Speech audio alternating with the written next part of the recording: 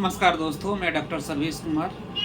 आप सभी का मेरे चैनल पे हार्दिक स्वागत है। दोस्तों, मैं एक होम्योपैथिक डॉक्टर हूँ जो 12 सालों से प्रैक्टिस कर रहा हूँ और जो भी चर्चा हम करेंगे अपने क्लिनिकल एक्सपीरियंस के आधार पर करते हैं। जो हमको क्लिनिकल में पॉजिटिव रिजल्ट मिला है उसी आधार पर हम चर्चा करेंगे। दोस्तों आज हम चर्चा करने वाले हैं पाइल्स, हेमरॉइड्स, जिसको हम बाउसीर भी बोलते हैं। और सबसे पहले हम जानेंगे पाइल्स क्या है और क्यों होता है और इसका वजह क्या हो सकता है और कैसे इसको हम पहचानेंगे कि बाउसीर ही है और इसका क्या क्या सिम्टम हो सकता है। अगर किसी को हो भी गया है तो अनट्रीटेड रहेगा तो क्या क्या कॉम्प्लिकेशन आ सकता है और होम्योपैथिक में इसको कैसे हम जड़ से ख़त्म कर सकते हैं। तो चलिए दोस्तों हम बात करते हैं। दोस्तों शुरू करने से पहले एक रिक्वेस्ट करेंगे कि अगर आप इस चैनल पर नए हो तो सब्सक्राइब कर दीजिएगा। अगर आपको लगे कि हेल्पफुल है फैमिली में या आपके फ्रेंड को तो इसको प्लीज़ शेयर कर दीजिएगा और अगर अच्छा लगे तो लाइक कर दीजिएगा। तो दोस्तों अब हम शुरू करते हैं। तो पाइल्स क्या है? पाइल्स एक तो होता है कि माउथ टू जो एनस होता है इसको एलिमेंट्री कैनाल बोलते हैं। तो लास्ट इन पे जो होता है उसको रेक्टम बोलते हैं, यानी एनस नीचे में रहता है जिसके द्वारा स्टूल पास होता है। वहाँ पे के वेन में कॉन्जेशन हो जाता है। कॉन्जेशन की वजह से स्वेलिंग कर जाता है और वहाँ का जो टिश्यू है वो भी स्वेल कर जाता है और पेन होता है और जलन होता है। यह दो प्रकार का होता है जनरली, एक्सटर्नल और इंटरनल। एक्सटर्नल क्या होता है कि वो बाहर से रहता है, उसे मस्सा वगैरह की तरह दिखता है और बाहर का जो वेन है एक्सटर्नल एरिया वो स्वेलिंग कर जाता है और पेनफुल होता है और ब्लीडिंग मतलब रेयरली होता है एक्सटर्नल पाइल्स में। और जो इंटरनल होता है तो आपके 3 या 4 सेंटीमीटर इनर में का जो वेन होता है उसमें स्वेलिंग हो जाता है, कॉन्जेशन हो जाता है, लेकिन इसमें ब्लीडिंग ज़्यादा रहता है, ब्लीडिंग का मोर चांस रहता है और पेन लेकिन कम होता है। तो दोस्तों अब हम बात करेंगे इसके कॉज के बारे में, कैसे होता है। तो दोस्तों सबसे बड़ा कॉज है कॉन्स्टिपेशन। कॉन्स्टिपेशन होने का बहुत सारा वजह, इस पर हम ऑलरेडी डिस्कशन कर चुके हैं। कॉन्स्टिपेशन का वीडियो आप देख लीजिएगा, हम लिंक में डाल देंगे।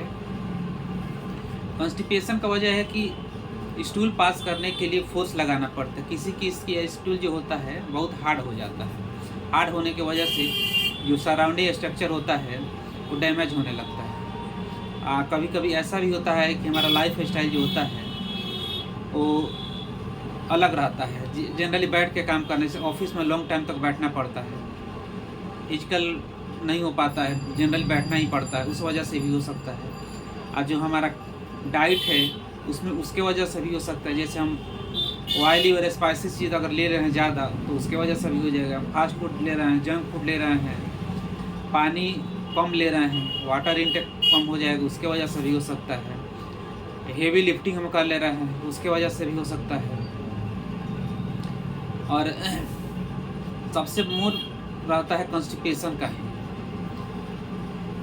और अब हम चर्चा करेंगे इसका क्या क्या सिम्टम्स हो सकता है, इसको हम कैसे पहचानेंगे कि ये पाइल्स ही है और किस कंडीशन में इसको हम कहेंगे कि ब्लीडिंग है और कब कहेंगे कि नॉन ब्लीडिंग है और कब एक्सटर्नल है कब इंटरनल है। और सबके लिए अलग अलग मेडिसिन दिया जाता है। तो दोस्तों सबसे पहला इसका अगर एक्सटर्नल है तो उसमें ब्लीडिंग रेयरली होता है और हो भी सकता है, क्योंकि स्टूल अगर हार्ड होगा तो उस कंडीशन में ब्लीडिंग हो सकता है। लेकिन एक्सटर्नल वाले में जनरली ब्लड नहीं आता है, लेकिन पेन बहुत ज़्यादा होता है और इसमें बर्निंग बहुत ज़्यादा होता है।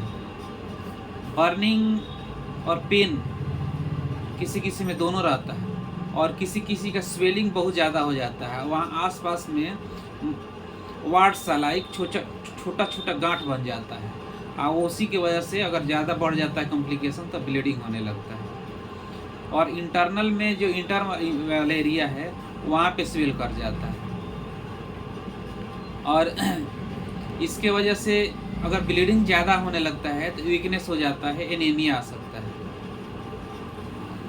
अब दोस्तों हम चर्चा करेंगे इसका क्या क्या कॉम्प्लिकेशन हो सकता है, अगर ज़्यादा दिन तक रह जा रहा है तो क्या क्या कॉम्प्लिकेशन हो सकता है। दोस्तों इसका सबसे बड़ा कॉम्प्लिकेशन फिशर एंड फिस्टुला हो सकता है। फिशर एंड फिस्टुला का मतलब कि क्रैक हो जाता है, ये ना एरिया जो होता है क्रैक हो जाए या होल हो जाता है, दूसरे में कम्युनिकेट कर जाता है और उसके वजह से ब्लीडिंग ज़्यादा होने लगता है, तो सर्जिकल हो जाता है। और सेकेंड होता है कि एनीमिया, ब्लीडिंग अगर ज़्यादा हो रहा है तो एनीमिया हो सकता है। उसके बाद आपको बदहजमी, गैस, एसिडिटी, ये सब चीज़ें होने लगता है। और वीकनेस तो होगा ही, ब्लीडिंग अगर ज़्यादा हो रहा है तो वीकनेस हो जाएगा, डलनेस, ड्रीजीनेस, ये सब होने लगता है। अगर हम चर्चा करेंगे तो वीडियो बहुत लंबा हो जाएगा, इसलिए हम शॉर्ट ही डिस्कशन कर रहे हैं। अब हम बात करेंगे इस पे, इसका होम्योपैथिक में क्या क्या निदान है, कैसे इसको हम जड़ से ख़त्म कर सकते हैं। दोस्तों हमारी सबसे पहली मेडिसिन है एलोज सब्ट्रीना। एलोज में क्या होता है कि ब्लीडिंग रेयरली, ब्लीडिंग बहुत कम होगा लेकिन प्रोट्रूडिंग टाइप का हो जाता है, वो बाहर निकल जाता है, लगता है कि गुच्छा की तरह बाहर निकल जाएगा, और उसमें ईचिंग बहुत ज़्यादा होता है, ईचिंग भी होगा और बर्निंग भी होगा।